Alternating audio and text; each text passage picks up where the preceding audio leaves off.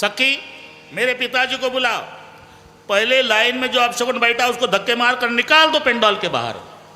पूर्ण लाईन सोडून दिली. दुसरी तिसरी शेवटच्या लाईनमध्ये भगवान बसले होते राजकुमारच्या रूपात.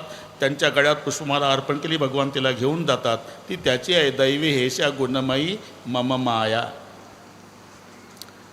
नारदजी ताड ताड ताड ताड निघाले, जंगलात आले.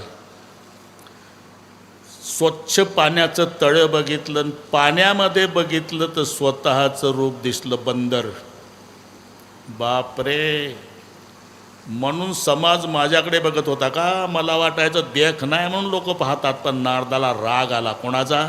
विश्वमोहिनीचा नाही, तुझ्या बापाचा नाही, देवाचा. का? लेका नारायणा विण्याच्या तारा तुटेपर्यंत शेंडे हलू हलू, शेंडे हलू हलू, नारायण नारायण नारायण नारायण भजन केलं. तुम्हाला बंदर केलं. तू सापडला पाहिजे. लाल डोळे. नारदजी निघाले. योग असा, स्वतः भगवान तिकडनं रथ हाकत येत होते. रथामध्ये दोघी बसल्या होत्या, विश्वमोहिनी आणि लक्ष्मी. बरोबर नारदाच्या जवळ रथ उभा केला. आता जिच्यासाठी तडफडला नारद, ते रथात दिसल्यावर काय झालं असेल, जावे त्याच्या वंशात तेव्हा कळे. तरी नारदानं क्रोध आवरला. देवच म्हणले, गुंजाळवाडी का, बसा ना गाडीत. आता हे विनाकारण झालं ना, आगीत रॉकेल. आणि मग धरले लगाम. परसंपदा सकवण देखी तुम्हारा ईर्षा कवड पिशेशी मतलब सिंदूर दही बैराई पाण करा. कपटी आहे तू. मी कपटी? अरे तुझ्यासारखा कपटी तर ब्रह्मांडात नाही. काय कपट केलं मला विचार. काय कपट केलं? समुद्रातून 14 रत्न निघाली तेव्हा वाटप केला, तेव्हा मी तिथंच होतो. मग असुर सुरा विषशंकरही आप रमामणी चारू. असुर सुरा दारू पाजली दानवाला. विषशंकरही जहर महादेवरावला. आणि लक्ष्मीनं कौस्तुभ स्वतःच्या वाट्याला. तुला ओळखत नाही का कसा आहे तू? सदा कपट व्यवहारू. परम स्वतः सिरपर कोई मनमानी कारभार करतो का विचार कोण नाही म्हणून. लक्ष्मी म्हणली, अहो किती बोलते चिपळ्यावाला, तुम्ही ऐकताय पार 7 वाजल्यापासून. बोलू दे बोलू दे. आपण इतकं बोलतंय, बोलू दे. असं म्हणता म्हणता देवाचं रडणं सुरू झालं. आणि देव रडायला लागल्यावर लक्ष्मी म्हणाली, रडताय तुम्ही? मग तो हुंदके देऊन, का रडता देवा?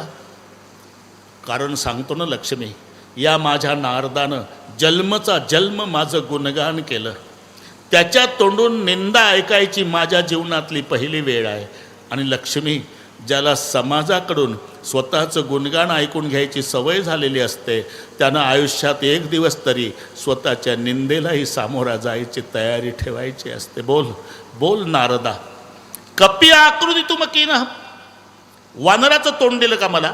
शाप आहे तुम्हाला. पुढच्या जन्मी तुम्हाला वानराशिवाय कोणीच मदत करणार नाही. अमंजूर आहे. बोल. मला सामान्य मानवाचा देह, तुलाही माणसाचं शरीर धारण करावं लागेल. हे बी मंजूर आहे. बोल. या विश्वमुनीच्या विरहानं तडफडतो, तुला तुझ्या पत्नीच्या वियोगानंच रडावं लागेल. हे बी मंजूर आहे. बोल. जब हरी माया दुरी निवारी, नाही तर मान राजकुमारी. आता तिसरं कारण. बरोबर करू आपण. अजिबात काळजी करू नका. आता काय चौथं, स्वयंभू मनुष्य रूपार आणि दोघांना खडत तपश्चर्या की तपांती. भगवान प्रसन्न झाले. काय पाहिजे ते माग. आम्ही पुढच्या जन्मी पती पत्नी व्हावं. तथास्तु. तेच दशरथ कौशल्या होता. अजून काय पाहिजे? तुमच्यासारखा पुत्र आमच्या पोटी जन्माला यावा. माझ्यासारखा मी कुठून, मीच तुमच्या पोटी जन्माला येईल म्हणून हे चौथं कारण आहे. ते मनुष्य रूपात दशरथ कौशल्या झाले आणि स्वतः भगवान राम रूपात त्यांच्या पोटी जन्माला आले. आता 5वं कारण जरा लक्षपूर्वक ऐका. कैकई देशाचा राजा, त्या राजाचं नाव सत्यकेतू. त्या सत्यकेतू राजाला 2 मुलं, एक प्रतापभानू, एक अरिमर्दन. एक प्रधान आहे, त्याचं नाव आहे धर्मरुची. सत्यकेतूंनी सगळा कारभार मुलाच्या स्वाधीन केला स्वतः नामचिंतन करू लागला. प्रताप भानूनं नावाप्रमाणे प्रताप गाजवला, सगळ्या राजांना जिंकलं. प्रताप भानू चक्रवर्ती राजा झाला. एक दिवस शिकार करण्याच्या उद्देशानं प्रताप भानू घोड्यावरती स्वार सैनिकासह घनघोर अरण्यामध्ये, वाट चुकला सैन्य एका बाजूला, प्रताप भानू एका बाजूला. पुढे कालकेतू नावाचा राक्षस डुकराच्या रूपात, त्याला मारण्याच्या उद्देशानं पुढेही वाट चुकला आणि कपटमुनीच्या आश्रमात आला. घोड्यावर बसलेला प्रताप भानू, आश्रम कपटमुनीचा. कोण कपटमुनी? यानंच एकेकाळी जिंकलेला राजा होता, पण तो जंगलामध्ये साधूच्या वेशात राहत होता. त्यानं बरोबर ओळखलं, हा मला जिंकलेला प्रताप भानू आहे. पण प्रताप भानूला वाटलं हा फार मोठा महात्मा आहे. विचारलं, को तुम कसबना फिरेव अकेले, सुंदर जीवा जीव प्रहेले, चक्रवर्ती के लक्षण तोरे, देख दया लागे अति मोरे. प्रताप भानू नावाचा जो चक्रवर्ती राजा आहे, त्याचा मी सचिव आहे. कपटमुनी हंसला. क्यों झूठ बोलते हो साधु संतों के पास? आप स्वयं प्रताप भानू है, तुम्हारे भाई का नाम अरिमर्दन है, धर्मरुचि नाम का प्रधान है, कैकय देश है तुम्हारा, सत्य के तू पिता का नाम. बाबा बाबा बाबा, एवढं तंतोतंत सगळे कसं काय सांगितलं तुम्ही? अरे गुरु प्रसाद सब जाणीये राजा. मग मला तुम्हालाच गुरु करायचा आहे. जा आंघोळ करून ये. आंघोळ करून आला, गुरु दीक्षा दिली. माझी एक इच्छा आहे महाराज, चंद्र सूर्य असेपर्यंत माझं राज्य राहावं. उपाय आहे, स्वयंपाकाचं नियोजन माझ्याकडे असेल. सगळे ब्राह्मण मंडळीला जेवायला सांगावं लागेल.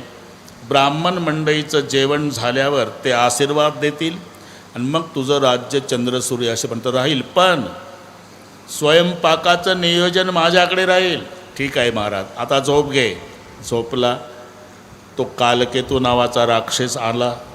त्यानं योग मायेच्या द्वारा त्याला उचलला, त्याच्या नगरातल्या वाड्यात नेऊन झोपवला. सकाळी तो जागा झाला स्वतःच्या राजमहालात. बापरे, 70 योजन नगर तुम्हारा. 70 योजन, 12 किलोमीटरचा एक योजन, म्हणजे 840 किलोमीटरवर झोपलो आणि जागा तर माझ्या वाड्यात झालं.